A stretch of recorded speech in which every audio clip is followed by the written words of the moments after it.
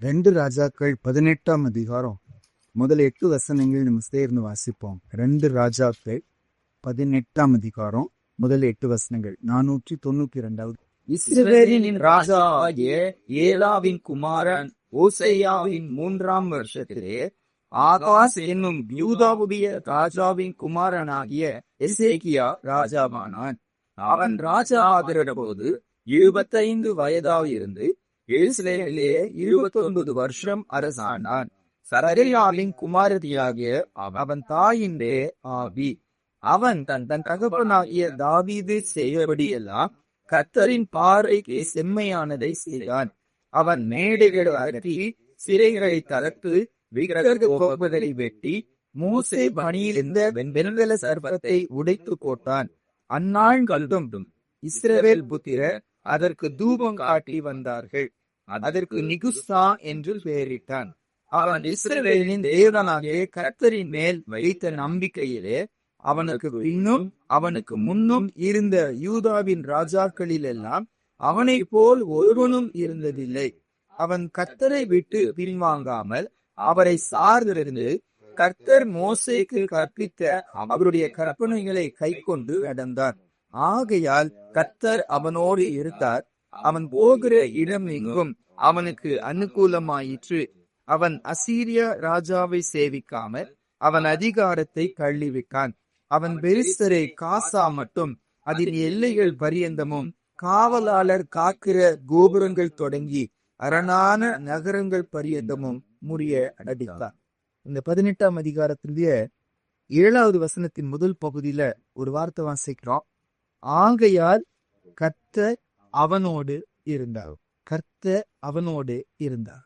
இயேசுவாமி இந்த பூமிக்கு வரும்போது அவருக்கு ஒரு நாமத்துல வந்தாரு. இம்மானுவேல் அப்படிங்கிற நாமத்துல வந்தார். இம்மானுவேல்னா தேவன் நம்மோடு இருக்கிறார் என்று சொல்லி அர்த்தம்.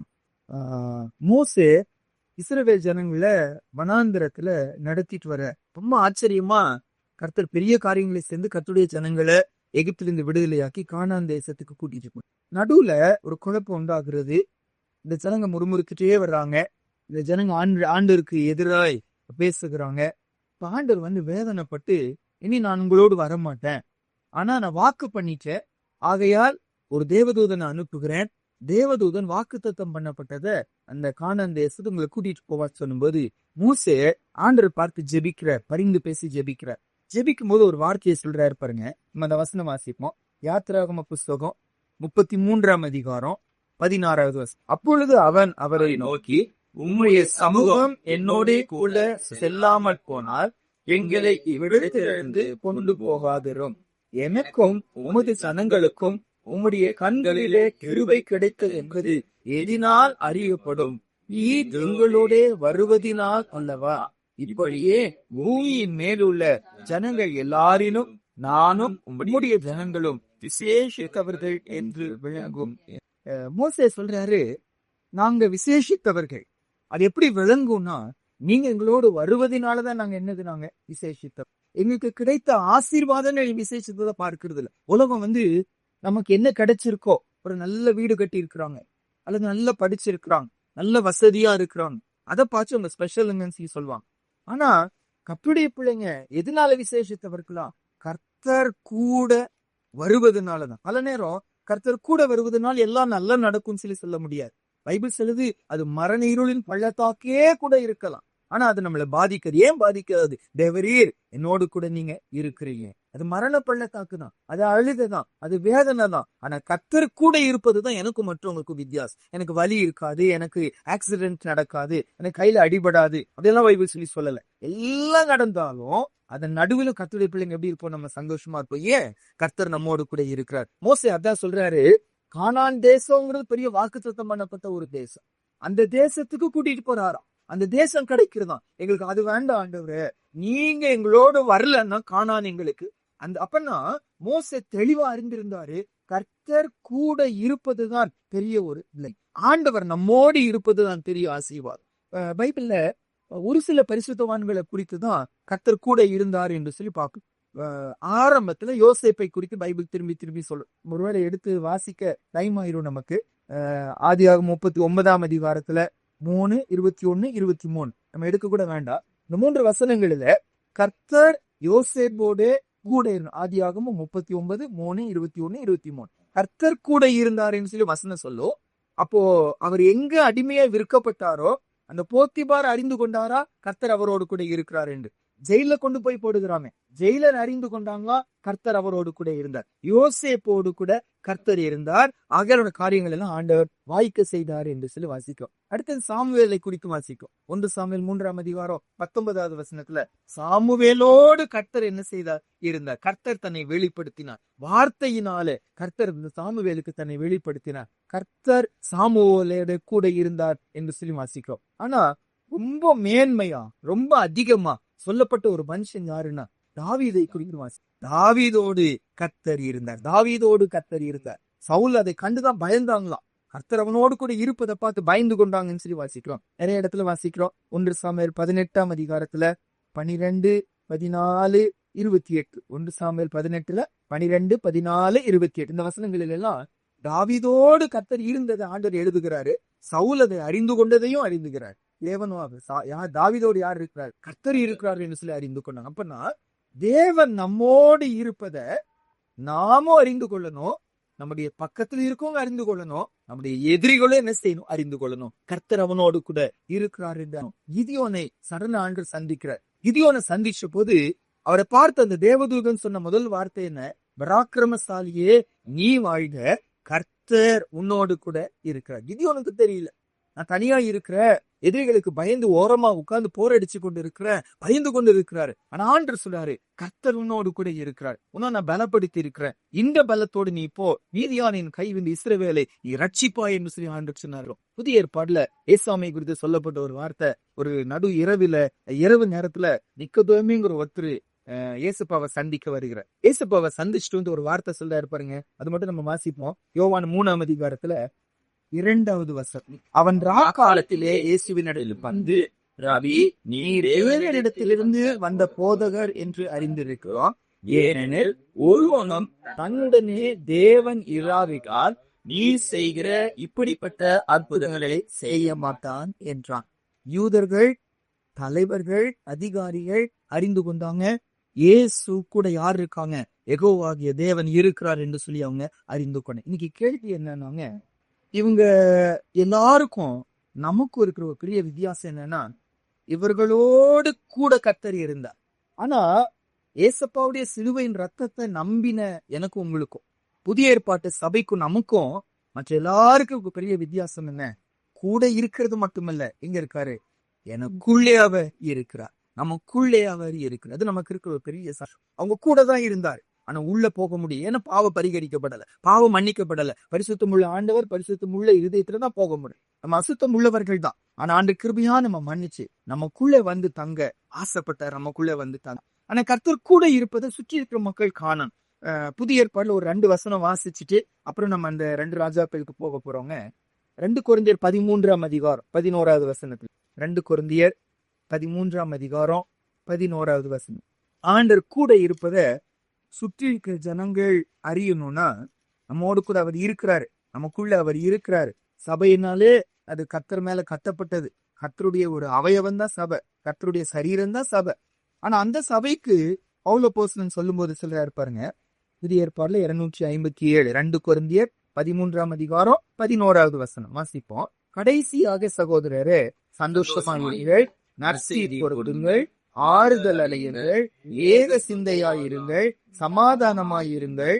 அப்பொழுது அன்புக்கும் சமாதானத்துக்கும் காரணராகிய தேவன் உங்களோட கூட இருப்பார். உங்க லைஃப்ல அன்பு வெளிப்படும், உங்க லைஃப்ல சமாதானம் வெளிப்படும். அப்போ சுற்றி இருக்க ஜனங்க அறிந்து கொள்வாங்க, இது இவர்களால வரல, இவங்களுக்குள்ள அன்பின் தேவன் இருக்கிறாரு, இவர்களுக்குள்ள சமாதான பிரபு இருக்கிறாரு. சுற்றி இருக்க ஜனங்கள் இந்த அன்பின் தேவனை உங்களுக்குள்ள கண்டு கொள்வாங்க, உங்களோடு இருக்கிறார் அறிந்து கொள்வாங்க. எப்போ அறிந்து கொள்வாங்களா? சந்தோஷமா இருங்க, நற்செய்தி பொருந்துங்க, ஆறுதல் அடைங்க, ஏக சிந்தையா இருங்க, சமாதானமா இருங்க. அப்பொழுது கர்த்தர் உங்களோடு கூட இருப்பாருன்னு வாசிக்கும். இன்னொரு வசனம் வாசிப்போம். பிலிப்பியர் நிருபத்துல 4 6-7 நம்ம எல்லாருக்கும் நல்லா தெரியும். அடுத்த 2 வசனம், 8வது வசனமும் 9வது. கடைசியாக சகோதரரே, உண்மை உள்ளவைகள் எவைகளோ, ஒழுக்கம் உள்ளவைகள் எவைகளோ, நீதி உள்ளவைகள் எவைகளோ, கற்புள்ளவைகள் எவைகளோ, அன்பு உள்ளவைகள் எவைகளோ, நற்கீர்த்தி உள்ளவைகள் தேவைகளோ, புண்ணியம் எதுவோ, புகழ் எதுவோ, அவைகளையே சிந்தித்துக் கொண்டிருங்கள். நீங்கள் என்னிடத்தில் கற்றும் அடைந்தும் கேட்டும் கண்டும் இருக்கிறவைகள் எவைகளோ அவைகளையே செய்யுங்கள். அப்பொழுது சமாதானத்தின் தேவன் உங்களோடு கூட இருப்பார். எதை கற்றுக்கொண்டோமோ கற்றுக்கொண்டதையே சிந்திங்க, கற்றுக்கொண்டதையே வாழ்க்கையில செஞ்சு காட்டுங்க. சமாதானத்தின் தேவன் உங்களோடு கூட இருப்பார். நமக்குள்ள அவர் இருக்கிறார். ஆனா நமக்குள்ள இந்த சமாதானம் வெளிப்படுகிறதா?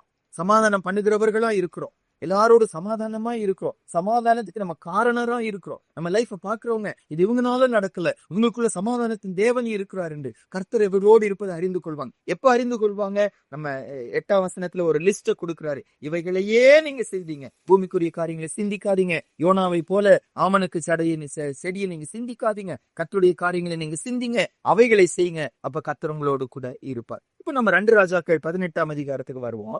2 ராஜாக்கள் 18ஆம் அதிகாரத்துல எசேக்கியா ராஜாவை குறித்து, அதாவது தாவீது ராஜாவுக்கு அப்புறம் கர்த்தர் கூட இருந்தார் என்று சொல்லப்பட்ட ஒரு ராஜா எசேக்கியா ராஜா தான். வேற எந்த ராஜாவை குறித்தும் இந்த வார்த்தை சொல்லப்படாது. அதிகபட்சமா தாவீதை குறித்து சொல்லப்பட்ட அதே வார்த்தைய ஆண்டவர் எசேக்கியா ராஜாவை குறித்து சொல்லுங்க. 7ஆம் வசனம் வாசிப்போம் பாருங்க. 7வது வசனம். ஆகையால் கர்த்தர் அவனோடு இருந்தார், அவன் போகிற இடமெங்கும் அவனுக்கு அனுகூலமாயிற்று. அவன் அசீரிய ராஜாவை சேவிக்காமல் அவன் அதிகாரத்தை தள்ளிவிட்டான். அவன் பெலிஸ்தரை காசா மட்டும் அதன் எல்லைகள் பரியந்தமும், காவலாளர் காக்கிற கோபுரங்கள் தொடங்கி அரணான நகரங்கள் பரியந்தமும் முறிய அடித்தான். எசேக்கியாவை குறித்து ஆண்டவர் ரெக்கார்ட் பண்ணி வைக்காரு. கர்த்தர் எசேக்கியாவோடு கூட இருந்தார். கூட இருந்தத புதிய ஏற்பாடுல வாசிச்சோம். அன்பினால ஜனங்க பார்ப்பாங்க, சமாதானத்தினால ஜனங்க பார்ப்பாங்க. இங்க கர்த்தர் எசேக்கியாவோடு கூட இருந்ததுனால என்ன நடந்துச்சு?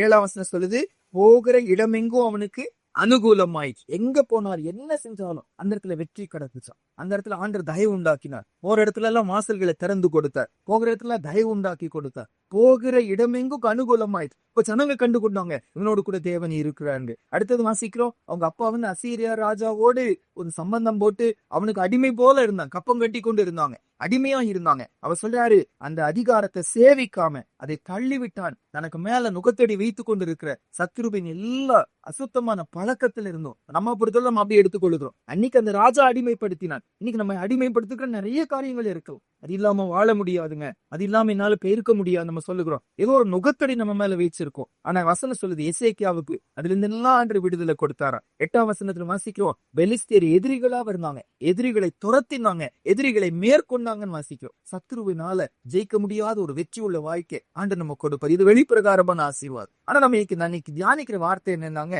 7ஆம் வசனத்தின் முதல் பகுதி பாருங்க. ஆகையால் கர்த்தர் அவனோடு, ஆகையால் கர்த்தர் அவனோடு அப்படின்னு என்ன அர்த்தம்? எசேக்கியா லைஃப்ல ஒரு சில காரியங்கள் மேல ஆண்டவர் எழுதி வச்சிருக்கார். இதெல்லாம் ஒரு வாழ்க்கையில இருந்ததுனால கர்த்தர் அவரோடு கூட இருந்தார். அங்க நம்ம அப்ப வாசிச்சோம் 1 கொரிந்தியர்ல, பிலிப்பியர்லாம், இது இருந்துச்சுன்னா உங்களோடு இருப்பார் அப்படின்னு வாசிக்கிறோம். ஆனா இங்க எசேக்கியா குறித்து வாசிக்கிறோம், ஆகையால் கர்த்தர் அவனோடு கூட இருந்தார். என்ன இருந்துச்சு அவங்க லைஃப்ல? இதனால ஆண்டு இவ்வளவு விசேஷித்த விதமா எசேக்கியாவை சொல்லுகிறாரு. நம்ம ஒரு சில காரியங்களை 5 காரியங்களை மேல இருக்க வசனங்களை நம்ம பார்க்க முடியும். நமக்கு ஒரு சவால ஆண்டவரே எங்களை குறித்து இந்த சாட்சி சொல்லப்படட்டும். 3வது வசனம் வாசிப்போம். முதல் காரியமாக ஏன் கர்த்தர் எசேக்கியாவோடு கூட இருக்க சந்தோஷப்பட்டாருன்னா, 3வது வசனத்துல அவன் தன் தகப்பனாகிய தாவீது செய்தபடி எல்லாம் கர்த்தரின் பார்வைக்கு செம்மையானதை செய்தார். முதல் காரியங்க, எசேக்கியா சாதாரண மனிதர் இல்ல, ஒரு ராஜா. அதுவும் நல்ல பவர்ஃபுல்லான ஒரு ராஜா. சுத்தி இருக்கவங்க எல்லாம் அவர் பார்த்து பயப்படுகிறான். அப்படி ஒரு நல்ல ஒரு ராஜா. அப்போ நமக்கு எந்த அளவு அதிகாரம் வருகிறதோங்க, அந்த அளவு நம்ம முடிவெடுப்பது நம்ம தான் செய்வோம். இப்போ நம்ம சிம்பிளா இருந்தோம்னா நம்ம விட வேற யாரா ஒருத்தர் அவங்க முடிவு எடுக்கட்டுங்க, அவங்க சொல்லட்டுங்க நம்ம சொல்லுவோம். ஆனா நம்ம வளர்ந்து வர நமக்கு அதிகாரம் அதிகமாக மத்தவங்க முடிவெடுக்க விட மாட்டோம். நாம தான் என்ன செய்வோம்? முடிவெடுப்போம். நம்ம சொல்றபடி மத்தவங்க கேட்கணும்னா இதுதான் சாதாரணமா நம்ம வெளியே சொல்லாவிட்டாலும் நம்ம மனசுல இருக்கிற எண்ணமா. ஆனா இந்த இடத்துல அவ்வளோ பெரிய ஒரு ராஜா, அவர் ஏக்கம் என்னவா இருந்துச்சுன்னா, எனக்கு சரின்னு செய்வதை நான் செய்ய மாட்டேன், என் பார்வைக்கு சரியானதை நான் செய்ய மாட்டேன். அவர் எடுத்த தீர்மானம் என்ன? கர்த்தரின் பார்வைக்கு செம்மையானதை மட்டும்தான் நான் என்ன செய்வேன். ஒரு காரியம் செய்வேன்னா இது எனக்கு பிடிச்சிருக்கு, எனக்கு சாதகமா இருக்கு, எனக்கு இதனால லாபம் இருக்கு, அப்படித்தான் நம்ம யோசிப்போம். ஆனா இவரும் அப்படி யோசிக்கல. இது கர்த்தருக்கு சரியானது தானா, கர்த்தர் இது சரின்னு சொல்வாரா, அவர்கிட்ட கொண்டு போனா அவருக்கு ஓகேன்னு சொல்வாரா, அவர் பார்வையில எது சரியோ அதை மட்டும்தான் அவர் என்ன செய்தார். அதனால ஆண்டவர் பெருமையா சொல்றாரு, ஆகையால் நான் அவனோடு கூட ஏன் ஆண்டவரே நீங்க அவங்க கூட மட்டும் இருக்கிறீங்க, ஏன் என் கூட நீங்க இல்லைன்னு கேட்ட வசனம் சொல்லுது, அவன் என் பார்வைக்கு செம்மையானதை மட்டும்தான் என்ன செய்வான். யோவான் 8ஆம் அதிகாரத்துலங்க ஏசாமியை குறித்து சொல்லப்பட்ட சாட்சி தான் இந்த சாட்சிங்க. ஏசாமி சொல்லுகிறார் அந்த இடத்துல, யோவான் 8ஆம் அதிகாரம் 29வது வசனம், என்னை அனுப்பினவர் என்னுடனே கூட இருக்கிறார், பிதாவுக்கு பிரியமானவைகளை நான் எப்பொழுதும் செய்கிறபடியால் அவர் என்னை தனியே இருக்க விடவில்லை. எப்பொழுதும் என் கூடயே இருக்கிறார்.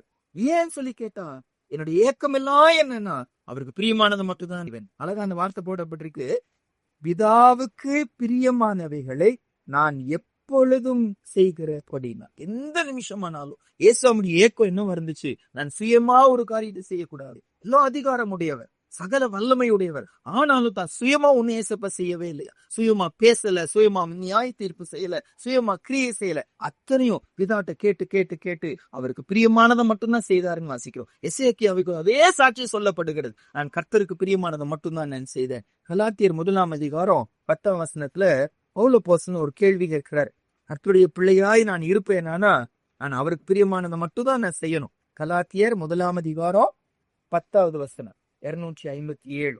இப்பொழுது நான் மனுஷரையா தேவனையா யாரை நாடி போதிக்கிறேன், மனுஷரையா பிரியப்படுத்த பார்க்கிறேன், நான் இன்னும் மனுஷரை பிரியப்படுத்துகிறவனாய் இருந்தால் நான் கிறிஸ்துவின் ஊழியக்காரன் அல்லவே. நான் மனுஷரை பிரியப்படுத்த பார்க்கிறேன். இன்னைக்கு நம்ம ஜெபம் ஆரம்பிக்கும் போது கூட ஆண்டவர் அந்த நீதிமொழிகள் ஒரு வசனம் நமக்கு முன்னால வைத்தாரு, மனுஷனுக்கு பயப்படுவியா கர்த்தருக்கு பயப்படுவியா, மனுஷனை நம்புவியா கர்த்தரை நம்புவியா. ஆண்டவர் நம்மகிட்ட எதிர்பார்க்கிறார் நம்ம அவரை சார்ந்து கொள்ளணும், அவரை பிரியப்படுத்தணும். நான் இன்னுமே மனுஷரை பிரியப்படுத்துறதுக்காக ஒரு காரியத்தை செஞ்சுட்டோம்னா நான் கர்த்தருடைய ஊழியக்காரன் அல்ல, தேவ பிள்ளை அல்லன்னு வாசிக்கிறோம். நிறைய தடவைங்க நமக்கு தெரியும் இது தப்புன்னு சொல்லிட்டு, நமக்கு தெரியும் இதை செய்யக்கூடாதுன்னு சொல்லிட்டு, ஆனா அவங்க பாதிக்கப்படுவாங்களே, அவங்களுக்கு அது கஷ்டமாயிருமே. ஒரு சிலருக்கெல்லாம் வீட்டுல ரொம்ப நேசிக்கிற ஒருவர், பாப்பா அம்மா கணவன் மனைவி யாரும் இருப்பாங்க, அவங்க வருத்தப்படுவாங்க என்பதற்காக தப்புன்னு தெரிஞ்சும் அதுல செய்வாங்க. ஆனா இவர் சொல்லுகிறாரு, நான் மனுஷரை பிரியப்படுத்துகிறவனா இருந்தா நான் தேவனுடைய ஊழியக்காரன் அல்ல, தேவ பிள்ளை நான் அல்லவே இல்லை. எசேக்கியாவை குறித்து சொல்லப்பட்ட ஒரு சாட்சி, எப்பொழுதுமே கர்த்தருக்கு பிரியமானதை மட்டும்தான் செய்தான், கர்த்தர் பார்வையில செம்மையானதை மட்டும்தான் செய்வான். நீங்க நம்ம தீர்மானம் எடுக்கணும், ஆண்டவரே எங்களுக்கு இந்த ஏக்கத்தை தாங்க. பாருங்க, நம்ம யாருக்கு பயப்படுறனோ அவங்க நமக்கு ஒன்னும் செய்ய போறது இல்லைங்க. வசனத்தின்படி அது நமக்கு அண்ணியே தான் வருவிக்கும். அண்ணின்னு என்னக்கா வலையில போய் நம்ம சிக்க வச்சிருவாங்க, அவங்க நமக்கு நன்மை செய்ய மாட்டாங்க. ஆனா நம்ம நன்மை செய்கிற ஆண்டவரை பிரியப்படுத்த பார்க்க மாட்டோம். இவங்க என்ன நினைப்பாங்க, ஜாதி ஜனம் என்ன நினைப்பாங்க, குடும்பம் என்ன நினைப்பாங்க, இப்படிதான் நம்ம யோசிக்கிறோம். ஆனா அவங்க இறுதி வரைக்கும் நம்மோட வர போகிறது இல்ல. ஆபத்துன்னு வரும்போதுதான் அவங்க உதவி என்னன்னு சொல்லி தெரியும், ஆபத்துன்னு வரும்போது தூரம் போகதான் அவங்க பார்ப்பாங்க. ஆனா கர்த்தர் அப்படி இல்லை, கேட்டு நாளே கர்த்தர் துணையாய் இருக்கிற ஒரு தேவன் நம்மோடு கூட இருக்கிறது. தீர்மானம் எடுப்போம், ஆண்டவருக்கு மட்டும் நான் பிரியமானதை நான் செய்வேன். ஒன்று. இரண்டாவது, அந்த 2 ராஜாக்கள் 18ஆம் அதிகாரத்துக்கு மறுபடியும் வாங்க. 2 ராஜாக்கள் 18ஆம் அதிகாரத்துல 5வது வசனம் வாசிப்பு. ரொம்ப ஆச்சரியமா இந்த எசேக்கியாவை குறித்து ஆண்டவர் எழுதி வச்ச ஒரு 2வது சாட்சிங்க இந்த பகுதியில. அவருக்கு பிரியமா தேவனுக்கு பார்வையில செம்மையா இருந்ததுனால 4ஆம் வசனத்துல மேடைகளை அகற்றினான், சிலைகளை தகர்த்தான், விக்கிரக தோப்புகளை வெட்டினான், அந்த வெண்கல சர்பத்தை எல்லாம் உடைச்சு போட்டான்னு சொல்லி வாசிக்கிறோம். சரி, 5வது வசனத்துல அவன் இஸ்ரவேலின் தேவனாகிய கர்த்தரின் மேல் வைத்த நம்பிக்கையிலே அவனுக்கு பின்னும் அவனுக்கு முன்னும் இருந்த யூதாவின் ராஜாக்களில் எல்லாம் அவனை போல ஒருவனும் இருந்ததில்லை. இவனுக்கு முன்னும் சொல்லிட்டார். அவனுக்கு முன்னோன்னா என்ன அர்த்தம்னா, தாவீதையும் அதை சேருகிறது. முந்தின ஆஸ்பெக்ட்ல தாவீதை போல கர்த்தரின் பார்வைக்கு செம்மையானதை செய்ய, அங்க இங்க ஒருபடி மேல போயிட்டாரு. தாவீது கூட அந்த அளவு கர்த்தரை என்ன செய்யலையா, நம்பலையா, அந்த அளவு கர்த்தரை சார்ந்து கொள்ளலையா. பைபிள் சொல்லுது, அவன் கர்த்தர் மேல் வைத்த நம்பிக்கையில அவனுக்கு பின்னோ அவனுக்கு முன்னோ ஒரு ராஜா கூட அப்படி இருந்ததே இல்லை. கர்த்தர் மேல் வைத்த ஒரு நம்பிக்கை, கர்த்தரை சார்ந்து கொண்டான், கர்த்தர் மேல விசுவாசம் வச்சாங்க, அந்த விசுவாசத்துல உறுதியா இருந்தான். யோபுவுக்கு சொல்லப்பட்ட ஒரு சாட்சி பாருங்க, யோபுவின் புஸ்தகம். சரி, இது நல்ல தெரிஞ்ச வசனம் தான். அவர் என்னை கொன்று போட்டாலும் நான் அவர் மேல என்ன செய்வேன்னா நம்பிக்கையா இருப்பேன். அவர் என்னை கொன்று போட்டாலும் சரி, நான் அவர் மேல வைக்கிற நம்பிக்கை நான் என்ன செய்ய மாட்டேன், நான் விட மாட்டேன்னு சசிக்கிறோம். யோபுவோட ஒரு அறிக்கை. அதாவது மரண டைம்ல மரணம் வருதுன்னா எதையுமே விட்டு கொடுத்துருவாங்க மனுஷன். ஆனா அவர் சொல்றாரு, அவர் என்ன கொன்று போட்டாலும் சரி, நான் அவர் மேல வைக்கிற நம்பிக்கை மட்டும் நான் என்ன செய்ய மாட்டேன், விடமான். ஏசப்பா நம்பி உனக்கு என்னாச்சு அப்படின்னு சொல்லி கேட்டா, நான் இந்த பூமிக்காக ஏசப்பா அவனை என்ன செய்யறேன், நான் நம்பல, நான் மறுமைக்காக. நான் இன்னைக்கு நிறைய பாடல்கள் ஆரம்பத்துல இருந்து திரும்பி கர்த்தர் நம்மோடு பேசினது அந்த ஜீவனுக்காக, அந்த பரலோகத்துக்காக, அந்த கானானுக்காக. பரலோகம் தான் நம்முடைய சொந்தம், அதுக்காக தான் கர்த்தரை தேடணும் என்று சொல்லி பார்த்தோம். யோபு சொல்லுகிறாரு, அவர் என்னை கொன்று போட்டாலும் நான் அவர் மேல் நம்பிக்கையா. எசேக்கியா ராஜா கர்த்தர் மேல நம்பிக்கையா இருந்தார். இன்னொரு சங்கீதத்துல ஒரு வசனம் வாசிக்கலாம். 62ஆம் சங்கீதம் 8வது வசனம். தாவீது எழுதுகிற ஒரு சங்கீதம். தாவீது கர்த்தரை நம்பின ஒரு மனுஷன். அவர் ஒரு எல்லாரையும் பார்த்து ஒரு சாட்சி சொல்லுகிறாரு, வாசிப்போம். ஜனங்களே, எக்காலத்திலும் அவரை நம்புங்கள், அவர் சமூகத்தில் உங்கள் இருதயத்தை ஊற்றி விடுங்கள். தேவன் நமக்கு அடைக்கலமா இருக்கிறார். அனுபவிச்ச ராஜா சொல்லுகிறார், அனுபவித்த தாவீது சொல்லுகிறார், எக்காலத்துல அவரை நீங்க நம்புங்க, அவர் நம்ப தக்கவர். பைபிளோட மைய வசனமே என்னன்னு சொல்லி வாசிப்போம். பிரபுக்களை நம்புவதை பார்க்கணும், கர்த்தர் பேரில் பற்றுதலா இருப்பதுனாலும். மனுஷரை நம்புவதை பார்க்கணும், கர்த்தர் பேரில் பற்றுதலா இருப்பதுனாலும். நாசியில சுவாசம் உள்ள மனுஷனை நம்புவதை விட்டு விடுங்கள், எண்ணப்படுவதற்கு அவன் எம்மாத்திரம் வசனம் சொல்லி வாசிக்கிறோம். அப்ப இரண்டாவது, எசேக்கியா ராஜாவுடைய சாட்சி நமக்கு, அவர் கர்த்தரை நம்பினார். அந்த அசீரிய ராஜாவுடைய சரபதி அவன் உங்களை கர்த்தரை நம்ப சொல்வா, அந்த கர்த்தரெல்லாம் நீங்க நம்பாதீங்கன்னு சொல்லி சொல்லுவாங்க. அப்ப நான் எதிரிகளுக்கே தெரிகிறது எசேக்கியா யாரு கர்த்தர் மேல என்ன செய்கிறவர், நம்பிக்கை வைக்கிறவர் என்று சொல்லி. நமக்கு இந்த சாட்சி வெளிப்படுகிறதா? இவங்க காசை நம்பல, இவங்க திறமையை நம்பல, இவங்க ஆர்டர்ஸை நம்பல, இவங்க தன்னுடைய திறமைகளை, தன்னுடைய தாளந்துகளை நம்பல, இவங்க கர்த்தரை நம்புகிற ஒரு கூட்டத்தார். அதனாலதான் புதிய ஏற்பாடுல தேவ பிள்ளைங்களுக்கு விசுவாசிகள் என்று பெயர் வந்துச்சு. விசுவாசிகள் தான் கூப்பிட்டாங்க. இப்ப நமக்கு அந்த பெயருக்கு தகுதியா நடக்கிறோமா? கர்த்தரை விசுவாசிக்கிறோமா, காசை விசுவாசிக்கிறோமா? எந்த சூழ்நிலை கர்த்தர் போதுமானவர். அந்த அவரை நம்புவோம். நாங்க அவருக்காக எதையும் நம்ம இழப்போம். இப்போ அவருக்காக மத்ததை இழக்க முடியலன்னா அதை தான் நம்ம என்ன செய்யறோம், நம்ம நம்புறோம். என்ன செய்யுதுங்க, போனா தானே எனக்கு காசு கிடைக்கும், போனா தானே எனக்கு உதவி கிடைக்கும். அப்ப அதை நம்ம நம்புறோம்னு அர்த்தம். கர்த்தரை நம்புவோம்னா அவருக்காக எதையும் இழப்பதற்கு நம்ம என்ன செய்ய மாட்டோம், நம்ம யோசிக்க மாட்டோம். எசேக்கியாவை குறித்து இரண்டாவது சொல்லப்பட்ட சாட்சி, அவன் கர்த்தர் மேல நம்பிக்கையா இருந்த ஒரு மனுஷன். அடுத்தது மூன்றாவதாக 2 ராஜாக்கள் 18ஆம் அதிகாரத்துக்கு மறுபடியும் வருவோம். 2 ராஜாக்கள் 18ஆம் அதிகாரத்துல 6வது வசனத்துல 3 காரியங்கள் சொல்லப்படுது. ஒண்ணுன்னா நம்ம பார்த்துருவோம். 2 ராஜாக்கள் 18ஆம் அதிகாரம் 6ஆம் வசனத்துல, அவன் கர்த்தரை விட்டு பின்வாங்காமல் அவரை சார்ந்திருந்து கர்த்தர் மோசேக்கு கற்பித்த அவருடைய கற்பனைகளை கை கொடர்ந்து நடந்தார். 3வது காரியமா, கர்த்தரை விட்டு பின்வாங்கவே இல்லையா. இந்த வார்த்தைக்கு அர்த்தம் என்னன்னாங்க, ஒரு சில சூழ்நிலைகளிலாவது நம்ம ஆண்டுடைய வார்த்தைக்கு கீழ்ப்படியாம என்ன செஞ்சிருவோம், நம்ம போயிடுவோம், அப்புறம் உணர்த்தப்படுவோம். அடி கிடைக்கும் போது, ஏதாவது சூழ்நிலை வரும்போது, ஆண்டவரே நான் அப்படி செஞ்சுட்டேயா, அதனால அப்படி நடந்துச்சுன்னு சொல்லி சொல்லுவோம். ஆனா எசேக்கியாவை கொஞ்சம் ஆண்டு எழுதி வைக்கிறாரு, கர்த்தரை விட்டு அவன் என்ன செய்யவே இல்லை, பின்வாங்கவே இல்லை. தேவ சித்தத்தை விட்டு, அதாவது பின்வாங்குறதுன்னு என்ன அர்த்தம், அவர் பின்னாலேயே போயிட்டு இருக்கிறாங்க. சடனா ஏதோ நான் அந்த பக்கம் இழுத்துருச்சு. அவர் லைஃப்ல அப்படி நடக்கவே இல்லையா. என்ன ஒரு சாட்சி வாழ்க்கையில. இந்த வசனம் எழுதப்படுகிற வரைக்கும் எல்லா சூழ்நிலையும் கர்த்தரை வந்து பின்பற்றினார். கர்த்தரை விட்டு தூரம் போகவே இல்லை, கர்த்தரை பின்வாங்கல, அவருடைய வார்த்தை கீழ்ப்படியாம போகவே இல்லை. யோபு அதை தான் சொல்லுவார். யோபு 23ஆம் அதிகாரம் பாருங்க. யோபு 23ஆம் அதிகாரம் 12வது வசனத்துல, அவர் உதடுகளின் கற்பனைகளை விட்டு நான் பின்வாங்குவது இல்லை, அவருடைய வாயின் வார்த்தைகளை எனக்கு வேண்டிய ஆகாரத்தை பார்க்கிலும் அதிகமாய் காத்து கொண்டேன். இந்த வசனத்தின் முதல் பகுதி, அவர் உதடுகளின் கற்பனைகளை விட்டு நான் பின்வாங்குவது இல்லை. ஒரு தீர்மானம் எடுக்கிறாரு, நான் பின்வாங்க மாட்டேன் என்று சொல்லி. ஆனா எசேக்கியாவை சொல்றாரு, அவர் பின்வாங்கவே இல்லையா. கர்த்தரை பின்பற்றுவதை விட்டு, கர்த்தருடைய வசனத்தை விட்டு தூரம் போகவே இல்லை. கர்த்தர் கூட இருக்காருன்னா நம்ம 3 காரியம் பார்த்தோம். முதல் காரியம், கர்த்தரின் பார்வைக்கு செம்மையானதை மட்டும்தான் அவர் செய்தார், கர்த்தரை மட்டும்தான் நம்பினார். 3வது வாசிக்கிறோம், அவரை விட்டு பின்வாங்கவே இல்லை. ஒரு எவ்வளவு பெரிய சாட்சி. அந்த பக்கம் இந்த பக்கம் ஒரு நாள் என்ன செய்யல, போகவே இல்லை. நம்முடைய ஐயா தான் அன்னைக்கு சாட்சி சொன்னாங்க. ரட்சிக்கப்பட்ட நாளில் இருந்து அந்த கர்த்தருடைய நாள் நான் விடவே இல்லை. கர்த்தருடைய நாள், கர்த்தரை ஆராதிக்காம வேற காரியம் என்ன செய்யறேன்னு நான் செஞ்சதே இல்லை. நம்மளாம் நிறைய பேர் அந்த மாதிரி சொல்ல முடியுமா நமக்கு தெரியல. அந்த நாள்ல பல நேரம் வேலைக்கு, குடும்பத்துக்கு என்னெல்லாம் செஞ்சிடும். ஆனா அந்த மாதிரி இப்ப இவர் சொல்றாரு, எசேக்கியா சொல்றாரு, கர்த்தரை விட்டு நான் பின்வாங்கவே இல்லை. அவரை பத்தி மத்தவங்க எழுதுறான், ஆவியான எழுதி வைக்கிறார், தேவனை விட்டு பின்வாங்காத மனுஷன். எங்க சாட்சியம் அப்படி இருக்க. அதாவது ஒரு சில மனிதர்கள் நமக்கு முன்னால ஆண்டு வைப்பாருன்னா அவர்களுக்கு உதவி செய்தவர் கர்த்தர் தான். அதே ஆண்டவர் தானியேலுக்கு என்ன செய்வார்? உதவி, எனக்கு உதவி செய்வார். எசேக்கியாவை பின்வாங்காம காத்த தேவனை என்னையும் என்ன செய்யுங்க, நீங்க பின்வாங்காம காத்து கொள்ளுங்க. மோகசி லாசரஸை குறித்து ஒரு சாட்சி சொன்னாங்க. வாலிப வயதுல கர்த்தர் அறிந்து கொண்டாரு, ரட்சிக்கப்பட்டாங்க. ஒவ்வொரு நாளும் ஒரு இடத்துக்கு ஒரு பகுதிக்கு போயிருவாங்களாம். வாலிபர்களா சேர்ந்து சுவிசேஷம் சொல்லுவாங்களாம். சுவிசேஷம் சொல்லி நைட்டெல்லாம் லேட் ஆயிருமா, பஸ் கிடைக்காது, அதனால பஸ் ஸ்டாண்ட்லயே தந்திக்குவாங்களா, அதிகாலை வர்ற ஃபர்ஸ்ட் பஸ்ல வருவாங்களாம். அப்போ இவர் வாலிப வயதுல கர்த்தருக்கு அவ்வளவு வைராக்கியமா இருக்கிறத பார்த்து எல்லாரும் சொல்லுவாங்களாம், இப்ப நல்லா இருக்கிறாங்க, கடைசி வரைக்கும் இப்படி இருக்கணுமே, முடிவு வரைக்கும் இப்படி இருக்கணுமே அப்படின்னு சொல்லி எல்லாரும். அப்ப இவருக்கு ஒரே சந்தேகம் ஆயிடுச்சா, அப்பனா முடிவு வரைக்கும் இப்படி இருக்க முடியாதோ, நான் வளர வளர விழுந்துருவேனா அப்படிங்கிற ஒரு சந்தேகம் இருந்து கொண்டே இருந்துச்சு. ஒரு நாள் ஒரு பஸ் ஸ்டாண்ட்ல அந்த மாதிரி நைட் நேரம் பஸ் இல்ல, நைட் தங்கிட்டு இருக்காங்க. ஒரு வயதான ஒருத்தர் வந்தாராம், அவரோடு கூட பேச ஆரம்பிச்சாராம். பேசிட்டே இருந்துட்டு கடைசியா சொன்னாராம், யோசேப்பை இறுதி வரைக்கும் பரிசுத்தமா காத்து கொண்ட தேவன் உன்னையும் என்ன செய்வார்? காத்துக்கொள்வார். அவளை மட்டும் சொல்லிட்டு போயிட்டு, அவர் யாருன்னு கூட தெரியாதான். இவரோடு பேசுறாரு, கடைசியா இந்த வார்த்தையை மட்டும் சொல்லி, இப்ப யோசேப்பை இறுதி வரைக்கும் பரிசுத்தமாய் காத்துக்கொள்ள உதவி செய்த அதே தேவன் உனக்கும் உதவி செய்வார் சொல்லி இன்னைக்கு நம்மோட ஆண்டு பேசுறாரு.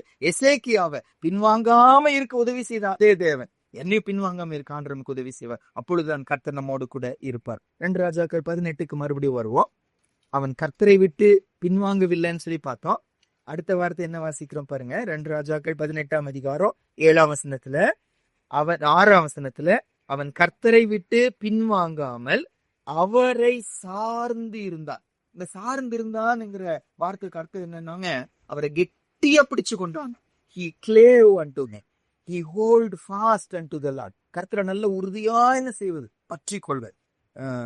ஆபத்துன்னு வரும்போதுங்க, அப்பதான் நம்முடைய எதை நம்ம சார்ந்து இருக்கோம்னு சொல்லி புரிந்து கொள்ள முடியும். ஒரு மனுஷரையா அல்லது பணத்தையா, மருத்துவரையா அல்லது உறவினர்களையா, யாரை நம்பி கொண்டிருக்கிறோம்? கர்த்தரை நம்புவோமா? நீ இறுதி அவர் பக்கமா தான் போ.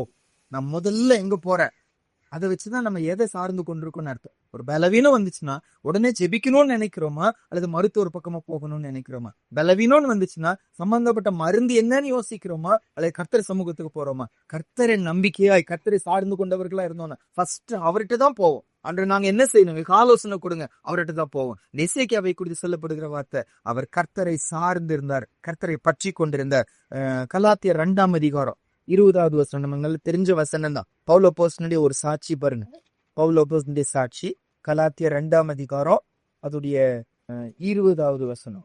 கிறிஸ்துவுடனே கூட சிலுவையில் அறையப்பட்டேன், ஆயிலும் பிழைத்திருக்கிறேன். இனி நான் அல்ல, கிறிஸ்துவே எனக்குள் பிழைத்திருக்கிறார். நான் இப்பொழுது மாம்சத்தில் பிழைத்திருக்கிறதோ, என்னில் அன்பு கூர்ந்து எனக்காக தம்மை தாமே ஒப்பு கொடுத்த தேவனுடைய குமாரனை பற்றும் விசுவாசத்தினால் பிழைத்திருக்கிறேன். இயேசுவோடு சிலுவையில் அறையப்பட்டுட்டார், அவர் தான் எனக்கு வாழுகிறார். எப்படி வாழ்றேன்னு சொல்லி கேட்டா, அந்த தேவனுடைய குமாரனை பற்றி பிடிக்கிற விசுவாசத்தினால் என்ன செய்கிறேன்? பிழைத்திருக்கிறேன். எப்படி உறுதியா நிக்க முடிகிறது?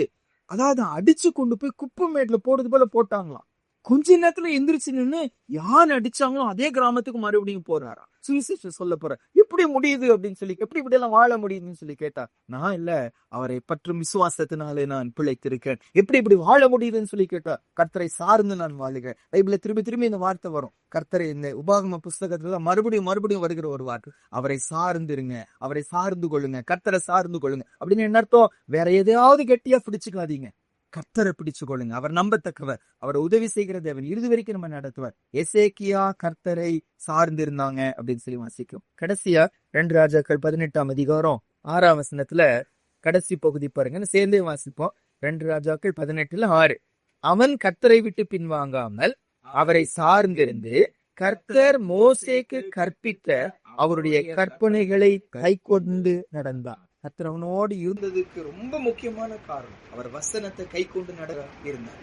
வசனம் அறிவு மட்டும் போதாது, வசனத்தை பிரசங்கிக்கிறது மட்டும் போதாது, மனப்பாடமா தெரிவது மட்டும் போதாது. ஆண்டு எதிர்பார்க்கிறாரு கை கொள்ளுகிறவர்கள் தான் கர்த்தர் கேட்கிறாரு, கீழ்ப்படுகிறவர்கள் தான் நம்மகிட்ட எதிர்பார்க்கிறார். நம்ம யோசிச்சு பார்ப்போம், எவ்வளவு வசனம் அறிஞ்சிருக்கிறோம் என்பதை விட எவ்வளவு வசனம் கீழ்ப்படுகிறோம் என்பதுதான் முக்கியம். ஆண்டு சமூகத்துல கீழ்ப்படிதல் தான் அவருக்கு பிரியமான பலியா.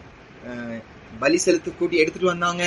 யாரு சொல்றாரு? சவுல் சொல்றாரு. அப்ப சாமுவேல் சொல்றாரு, பலி எனக்கு முக்கியம் இல்ல, சர்வாங்க தகன பலிகள் ஆட்டுக்கடாக்கள் நினைவு அல்ல எனக்கு முக்கியம், செவி கொடுத்தல் தான் உத்தமம். கர்த்தரை எதிர்பார்க்கிறது கீழ்ப்படுகிறதை எதிர்பார்க்கிறார். இன்னைக்கு என்கிட்ட ஆண்டு கேட்கிறார், நம்மகிட்ட கேட்கிறாரு.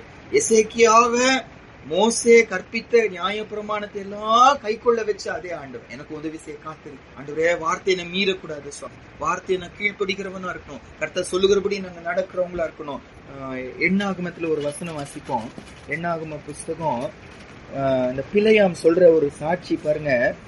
பிழையாம் சொல்றாரு, எனக்கு எத்தனைதான் காசு கொடுத்தாலும் கர்த்தருடைய வார்த்தையை நான் என்ன செய்ய மாட்டேன், நான் மீற மாட்டேன் அப்படிங்கிறாருல்ல.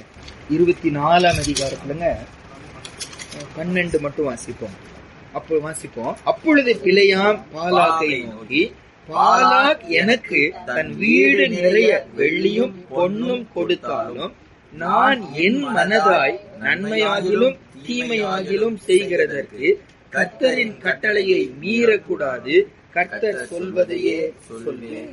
இவரு வாயில அறிக்கை செய்கிறார், ஆனா வாழ்க்கை அப்படி இருக்காது.